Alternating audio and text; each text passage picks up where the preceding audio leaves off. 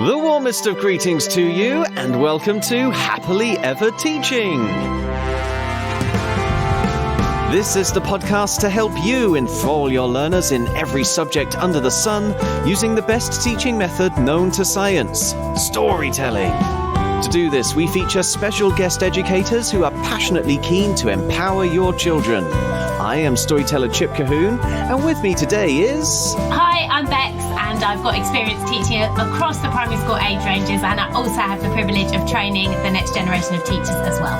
Hi, I'm Rob. I am a Key Stage 2 teacher, and I've also worked across the ranges in Milton Keynes. And we're very pleased to have you, our listener, with us as we explore personal, social, health and emotional education with an interstellar folktale from Mexico. So, for all the fun and effectiveness of story-led learning, let's don our space helmets, sprinkle some Martian dust, and hang tight to our rocket as we blast off into this week's story. The sun is desperately in love with the moon and asks her to marry him. The moon, however, just wants to keep him as a friend. She knows that refusing to marry him will hurt his feelings, though, and she hates the idea of doing that. So what she needs is a way of saying no without actually saying no. And with a little bit of magic, she works out how to do just that. My friend, I will marry you on one condition. All I ask is that you bring me some clothes that will fit me perfectly. The sun beamed brightly. That was exactly what he wanted to hear. Well, maybe not exactly. He hadn't expected the "bring me some clothes that will fit me perfectly" part, but he was certain the moon's condition wouldn't be any trouble. Soon he would marry the woman of his dreams. So the sun carefully took the moon's measurements. She was exactly a size 8. Armed with this information, he set off to find some clothes that would fit her perfectly. The sun knew that the moon liked to wear dresses, so he flew to Earth, his favourite planet, and looked for something he could use to make a dress that was exactly size 8. With his magic, the sun could make a dress out of absolutely anything. On the Earth, he saw some beautiful trees in the jungle, a luscious green. He thought they were just what he needed. He flew over the trees, waved his hands, and said, "Change these trees, not a moment too late, into a dress that's exactly size 8. And, in a flash, the trees changed into a dress that was exactly size 8. Excitedly, the sun took the dress to the moon for her to try on. But when she did, the dress looked really baggy. Like, really baggy. The moon had to clutch the dress against her shoulders to stop it slipping off. The sun was confused. He measured the dress, and it was exactly size 8. Then he measured the moon again, and she was exactly size 6. And if you and your young learners want to see if the sun manages to find some clothes that will fit the moon perfectly, you can download our sister podcast, Fables and Fairy Tales, or search our website, epictales.co.uk, for Fit for the Moon. There you'll find a video of me telling the story that you can share with your children. And if you're an epic educator, as of the 30th of September 2022, you'll also get the story as a paperback, stunningly illustrated by Corky Paul's protege, Mario Coelho, in time for you to use for World Space Week 2022. Don't worry if you missed that though, as you can order the book from any bookshop, including Amazon, and Epic educators can access the ebook and full audiobook through the Epic Tales app. In fact, I'd like to take a quick moment to thank everyone who's signed up to be an Epic Educator so far, because by doing so, you are also supporting this podcast, so we can keep sharing these off-the-shelf lesson ideas every single week. So thanks very much, folks. Right now, though, let's begin our discussion with Bex and Rob here by asking, folks, did you think this story was out of this world? You've missed those, haven't you, Bex? I've really missed those. Well, we have missed you too. Welcome back to Happily Ever Teaching. It's been a while. Yes. I'm very glad to be back. And obviously, we are doing this story in celebration of World Space Week. So that's why I am wearing my interstellar storytelling shirt. I don't know if you can see there with the planet. Very nice. Stars and everything. Very nice. But yes, what did you think of the story? So I loved it. It's one of... probably in my top 10 stories, which is good. I really, really liked the determination of the sun to find the perfect gift or the perfect dress for the moon. I loved the fact that he just kept going and kept going and kept going. And obviously that's something we really want to instill in our children and young people, is that determination to keep going and that resilience. So I really, really liked his attitude. He didn't just give up on the first hurdle. Yeah, no. I loved that. No, and when he is about to give up, that's when he has his best idea. Yes. So it's kind of showing that, if you just hold out there a little bit longer, you've still got a chance. Just like we were holding out for you to return to us. How about you, Rob? Yeah, I really liked it. It launched lots of ideas for different stories. There we go, we're getting them already. I've missed Rob's puns. I've missed them. No one else has. Thanks. Yeah, in the same way that Bex was saying about the perseverance that the moon shows and the sun, in both of them keeping going, getting them to where they want to be. Yeah, it was a really good story, and it had an unexpected outcome in some ways. Unexpected? It's interesting that you should say that. You weren't expecting them to get together? Well, you kind of think after 3 times of saying no, or going, oh, no, it's not the right size. Again, with that perseverance, you might go, oh, okay, well, fine, I can't do it. I give up. But well, the reason why I found that comment interesting is because we have adapted this Mexican folktale. In the original Mexican folktale, the sun doesn't find anything that fits the moon perfectly. So the original does have an unhappy ending. We adapted it, especially when we were looking for a story for the Big Bang Science and Engineering fairs. We were doing some storytelling there, and we wanted a story that had a space link, and we found this tale, but we also wanted not just to show the moons changing in size, but also something that would show the moon's impact upon the planet, and so its connection to the movement of the tides. And that's why we came up with the idea of the wedding veil, which gives us both a happily ever after, but also another way of using this story to explore scientific astronomical ideas. So yeah, it's interesting that we managed to surprise you by tagging on a happy ending. Well, there we go. And like you said, it's the best known science approach, storytelling. Absolutely. Yeah, I think when Bath University did their study in 2020, the most recent proof that storytelling tops every other teaching method, the subject they actually used was science, although they used the science of evolution rather than the science of astronomy. But yes, we know for certain that storytelling helps children to gain scientific principles, even more than activity-based teaching, which is just amazing. Although I'm sure it's partly because you can use the story to launch into some activities, and goodness me, you've got me doing it now. So let's do that, shall we? Shall we see what sort of activities you folks have come up to explore the PSHE elements here? Bex, would you like to kick us off with your activities for ages 4 to 7? Sure. I think there's so many things that you could use this story for. I think there's some that will span all of the age ranges. So I'll just say that if there's something that I think is worth looking at throughout the whole school, because you could do if you're wanting to use this story in Space Week, actually, it might be that you want something that works for the whole school.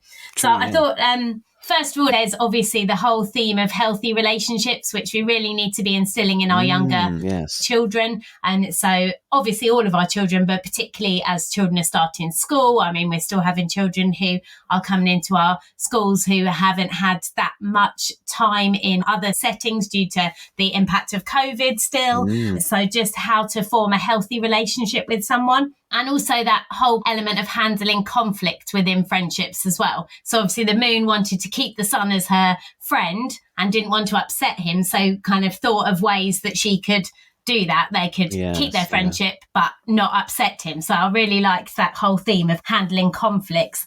And I know that I'm here today to represent the younger end of the school, but I couldn't help but think about there obviously will be something about sizes when you're talking about the size of the moon. So really thinking about particularly our older girls and like all of the pressures they have from social media and talking to them about body image and body size and body awareness. And even with our younger children, they're still exposed to that. Even if you think about the characters that they see in like Disney films, often they're, the very princesses are very petite. I mean, you got Brave, who I really like because she's a bit different. She's got the crazy curly hair and the bit of a more muscular stature. Yeah. And then obviously Mulan. But a lot of what they're being shown is this is how you are beautiful by being like tiny. Yes. So I thought even our younger children need to have an understanding of that. Well, I'm glad that you brought that up because when we first discussed this story for our previous podcast, the Epic Learning podcast, what was it, 2 years ago now? Rob, I think you were bringing up very similar points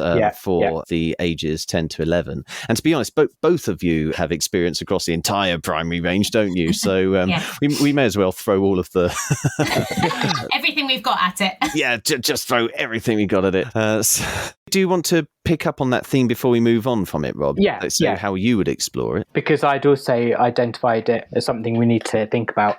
A lot of the PSHE I like to do is sat down on circle time or discussion. So just talking about the fact that your body size is your body size. Everybody is a beach body, that kind of thing.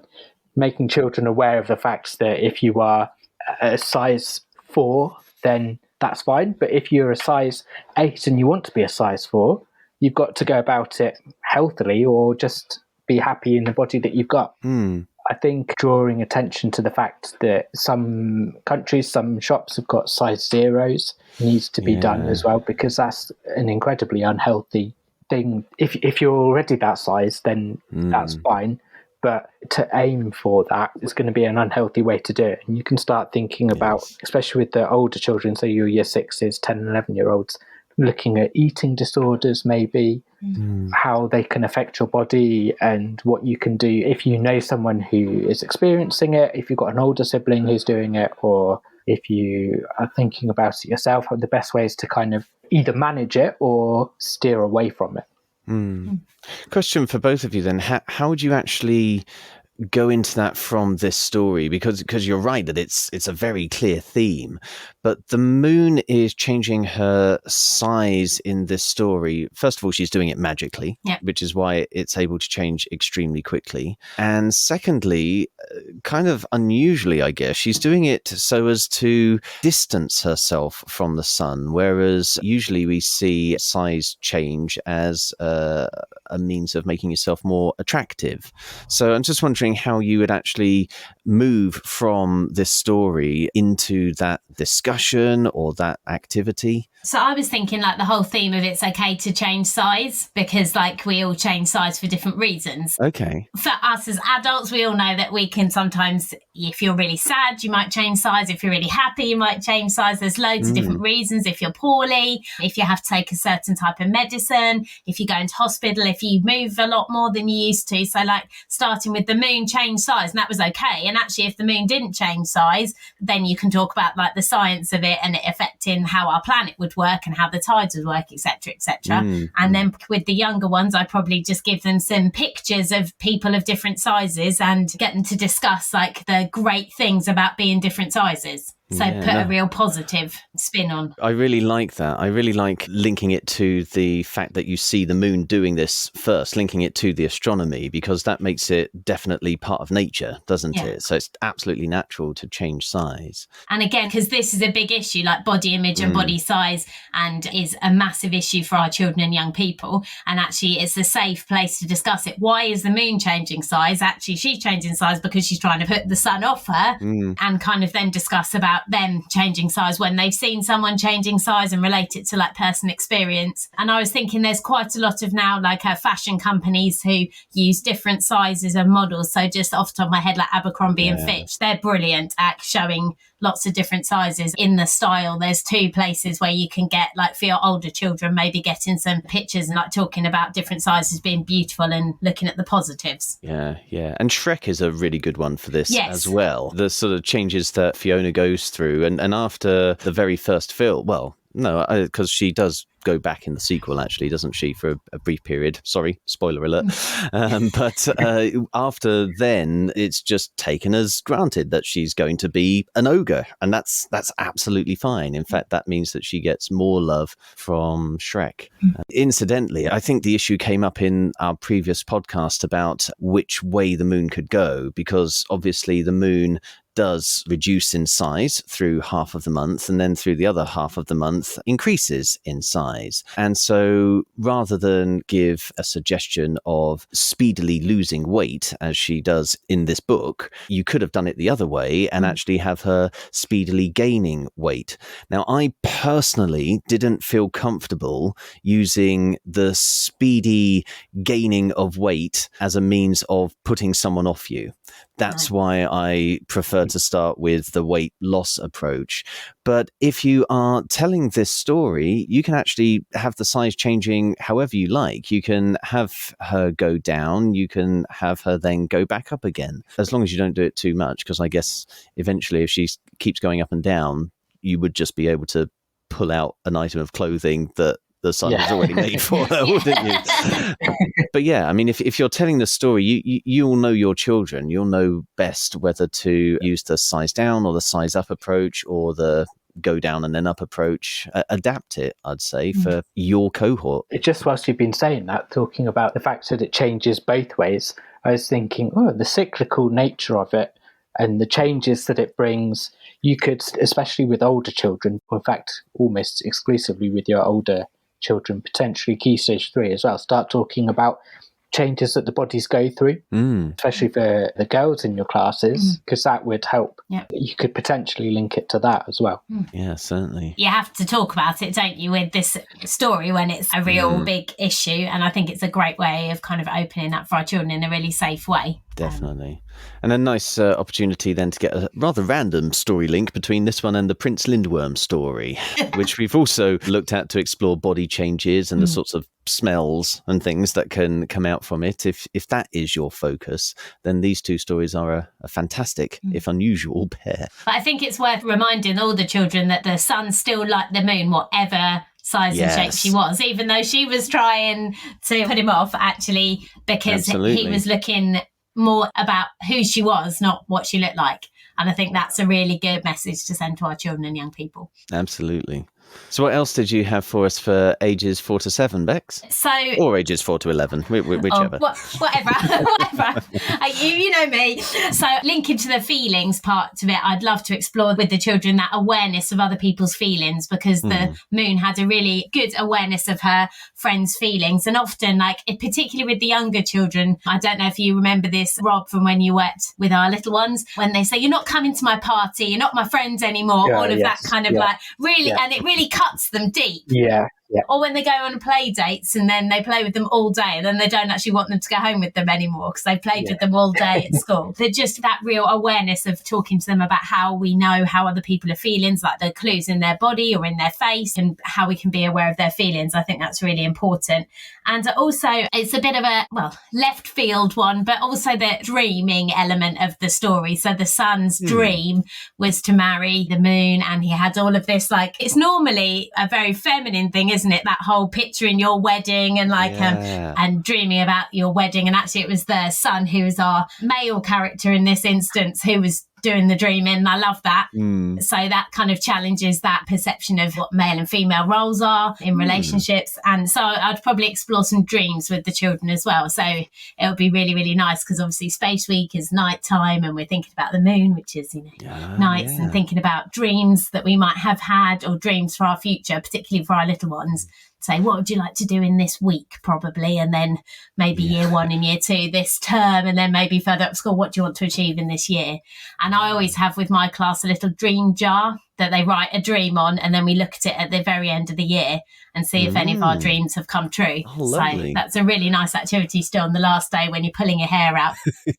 And that will link quite nicely with the themes of perseverance that you were talking about right at the very beginning. See if they're taking those dreams out. Have they forgotten about them? Do they care about having forgotten them? Or do they still hold them and want to make a renewed effort? One of my boys wanted a class fish. And I said, well, sorry, hasn't come true, has it? We didn't get a class fish. Did he persevere, though? No, because I didn't know what his dream was. He didn't say it. He just wrote it down. So I could never help him with that dream.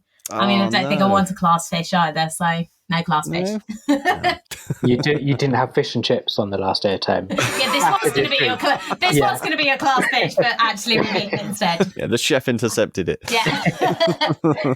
Well, what do we have for the ages? Well, again, the children. What do we have for the children from you, Rob? We'll say perseverance. Again, you can see great minds thinking alike on this podcast. We've all kind of touched on it. Mm-hmm. I think that the children that we're teaching these days, their perseverance and resilience due to global situations has gone down massively.